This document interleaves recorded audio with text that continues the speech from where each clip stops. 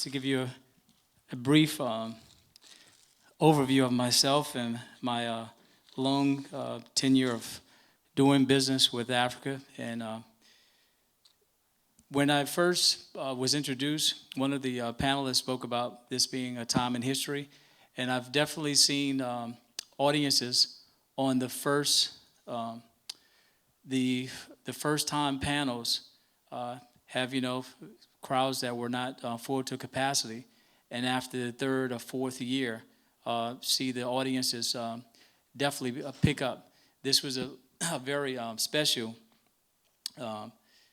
time for myself because in June we've done a partnership with the city of Johannesburg and opening up a school in the city of Johannesburg to work with President Mandela, the late Mandela, and some of his great legacies and policies. I'm going to start off by reading a very special cooperative endeavor that was done with one of our former partners that has an expanded partnership called the Port of South Louisiana. I was a consultant, started being a consultant for the Port of South Louisiana in 2008, and it led to a trade mission that we went over to visit every single port in South Africa. Does anyone know that South Africa, well, have anybody heard of a company called Transnet? Well, Transnet is pretty much like the governing body of the airports and the owner of the land of the different ports. It's the biggest port on the African continent. And I'll read this particular MOU, and I'll tell you what some of the outcomes that we had from it. Cooperative development agreement between the Port of South Louisiana and the New Orleans South African connection. Whereas the Port of South Louisiana is the largest tonnage port in the United States, serving as the center of trade and shipping on the Mississippi River, whereas the New Orleans South African Connection, Inc. is a 501c3 nonprofit organization promoting music, art, culture, film, digital media, technology, trade, and education for economic development and tourism between the USA and Africa. Whereas both parties agree to work together in an effort to enhance future economic growth in the United States and other foreign countries such as South Africa, Brazil, Dominican Republic, France, and Morocco by forming business, educational, and cultural relationships. Whereas the relationship established herein may contribute to the mutual understanding and enhancement of international trade and further the beneficial relationships between the port, the United States of America, and other foreign countries in the field of both cultural and economic development. Now, therefore, it be resolved that the Port of South Louisiana and the New Orleans South African Connection do hereby agree to cooperate with one another in an effort to further enhance the future economic growth of the United States of America. Did you get that? I would like to give a round of applause to the Port of South Louisiana for establishing the framework. We had a gentleman by the name of Congressman Bill Jefferson that wrote the Al Gore Act, and it was a very, very important act to initiate economic development trade with Africa. There's also a center called the Ron Brown Center. Ron Brown was one of the top government liaisons with Africa that died in a plane crash some time ago. And another great African-American name is Reverend Leon Sullivan that used to take major trade missions. And this was before I started going to South Africa. My first trip was in 1998. That was my first trip. And if you could imagine the schedule I was on, it was almost like an accident. I was on the schedule. I worked for the New Orleans Jazz and Heritage Festival for 25 years. And then I went on ahead to help develop this festival called the Essence Music Festival. Has anybody heard of the Essence Music Festival in New Orleans? Have anyone attended the Essence Music Festival in New Orleans? Okay, has anybody attended that festival in the year 2000? Okay, that was like one of the I think it started maybe in, want to say, well, this year would be the 25th year, the 26th year. So you're talking about the first 3 years of the festival, if you could believe this, there were hardly no locals, no New Orleanians that really knew about the festival. It attracted folks from D.C., New York, Chicago, most of the East Coast. And there's a point why I'm saying this, because my connection to Africa, because of my name is Damon Batiste. My family is a well-known family music industry. We've been involved in the music business for about 40 years. My father used to be the band director for Jackie Wilson, and I started traveling as a child celebrity and musician at the age of 5 and 6 years of age. And we have about maybe 20 or 30 different musicians in the family. And if once we looked up our Genealogy Institute from the Smithsonian, if you can ever Google Harold Batiste, Milton Batiste, and Alvin Batiste. These are legendary jazz figures that have paved the way, and we did a show at the Jazz Festival called the Batiste and the Batiste Guests. Now that is very important because the legacy of my family helped create a cultural tourism industry in Louisiana, which if you go there, we have more hotels per capita than almost any other city in America. And that's important because of the conventions and the way that you stage a festival or an event, the way that you attract events is that it's a good walking proximity, and it attracts, major festivals. Like, for instance, after Hurricane Katrina, Essence tried to do the festival 1 year in Houston. It was a great thought in theory, but because of the, not close proximity with hotels and after parties and walking distance, it just didn't work as well. So my thinking was after, having a successful jazz fest in Essence in 1998, in July, I was able to go to the F&B Stadium and celebrate the Nelson Mandela's 80th birthday concert. He had people like Shaka Khan, Stevie Wonder, and Sarita Wright, Drew Hill. It was just an amazing concert in the South African locals. It lasted on SABC1 like 3 o'clock in the afternoon to 3 o'clock the next morning. And some of the thoughts that I had was,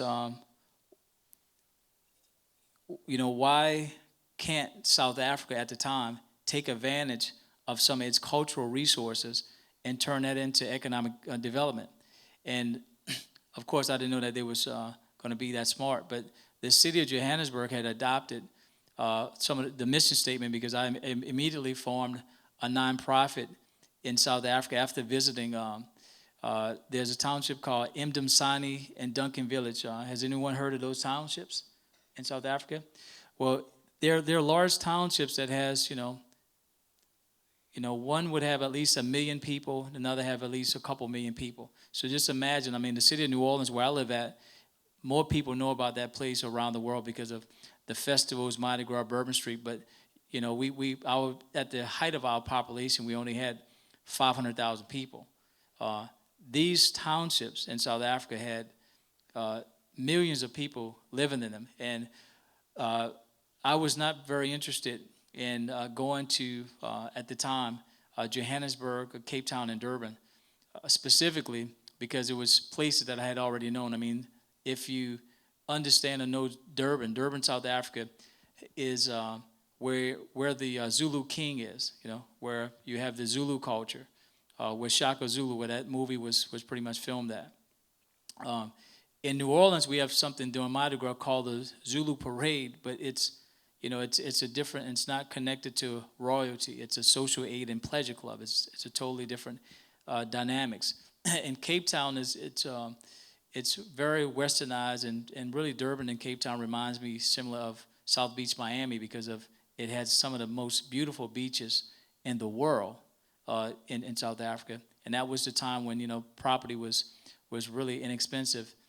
And Johannesburg is just a metropolitan city where it looks like New York, Chicago, and it's very, very an urban type of city. So the ANC, the African National Congress, that's where the stronghold of the Nelson Mandela movement to end apartheid and the bad things that people knew about. That formulated in the Eastern Cape. The Eastern Cape is in places like East London and and Port Elizabeth.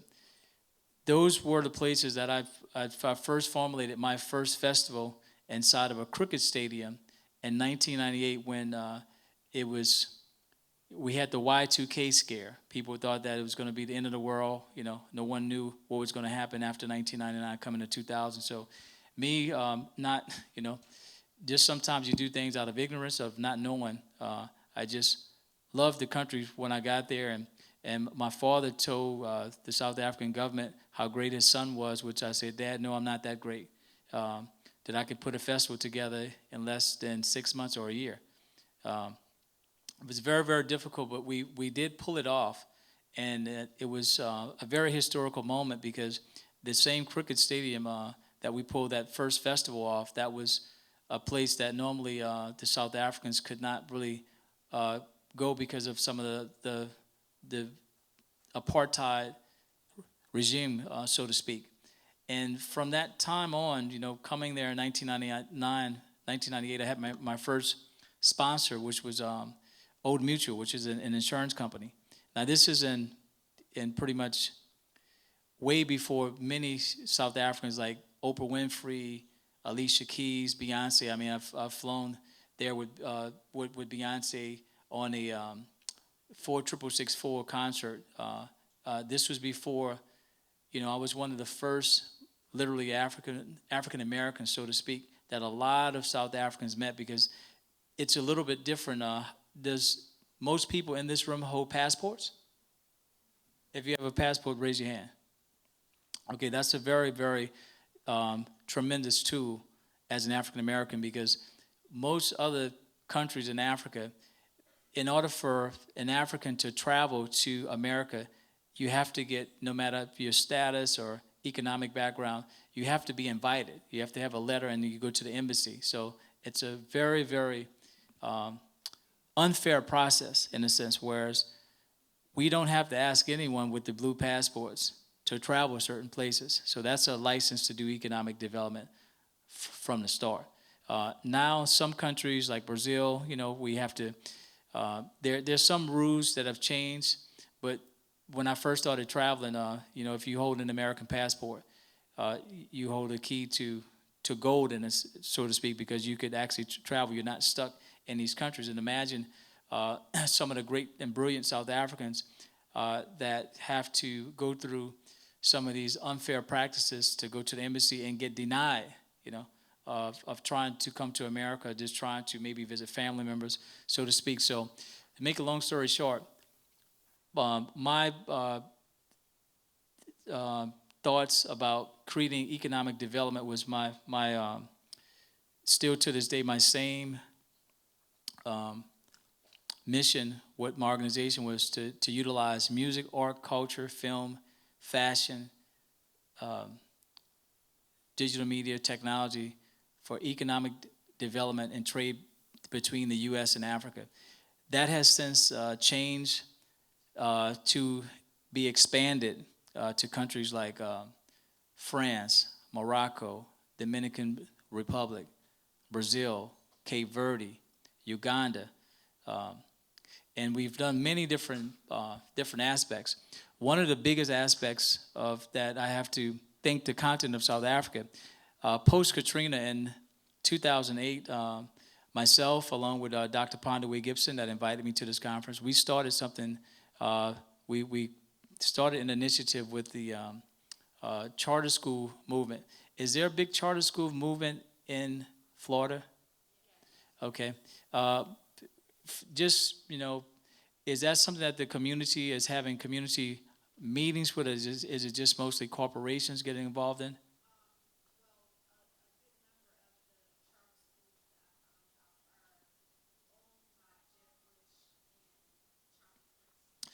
And that is definitely a sidebar conversation that I would like to share. before I leave, because we did it from the community standpoint. We really didn't know how incredible successful it would be economically for the haves that may have monies to market themselves and to take over. Because while public school is public schools, it's a business. Each child has a dollar sign attached to them by enrolling in those schools. So we basically, my family and myself, utilize some of the marketing tools that I was able to do over 10, 12-year period, and wanted to bring those same goals and values to the United States through education, digital media, technology. Now, this is in 1998. I'm sorry, this is in 2000, and fast forward to 2008. Then once we were successful to get our first charter school called the Batiste Cultural Arts Academy that I founded, another partner came on board, President Barack Obama and Michelle Obama, through the Turnaround Arts, through the President's Committee of Arts and Humanities that was started by Ronald Reagan.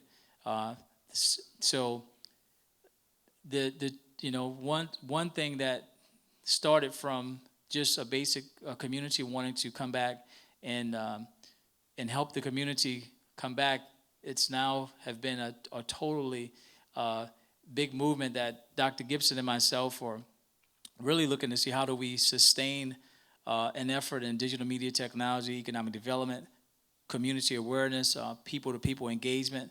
There's a great gentleman, you can Google him, his name is Ambassador James Joseph. He was the first South Africa ambassador to be the mentor the late President Nelson Mandela once South Africa ended their apartheid and they had the first election. I was a part of a leadership program with the Duke and Terry Stanford University out of Southern University, master's program with leadership to talk about how do we sustain ourselves post-Hurricane Katrina. And my movement happened to be with the schools.